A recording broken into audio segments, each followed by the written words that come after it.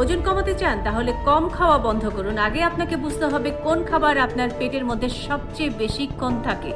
বিজ্ঞানীরা 38টি খাবারের উপরে একটি মজার পরীক্ষা করেছিলেন যার নাম স্যাটাইটি ইন্ডেক্স।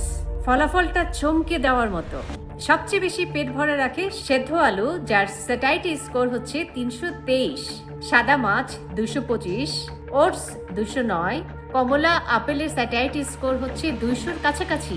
কেন এমন হয় একটু সায়েন্টিফিক্যালি এক্সপ্লেইন করি। কারণ যেসব খাবারে প্রোটিন, ফাইবার এবং পানির পরিমাণ বেশি, সেগুলো হজম হতে সময় নেয়। এগুলো পেটে ভলিউম বাড়ায় এবং আমাদের ব্রেনকে সিগন্যাল দেয় আমি এখন একদম ফুল। তাই শুধু ক্যালোরি গুনলেই হবে না, খাবারের কোয়ালিটির দিকেও তাকাতে হবে। বাংলাদেশি প্লেটে এই প্র্যাকটিসটা করা খুবই সহজ।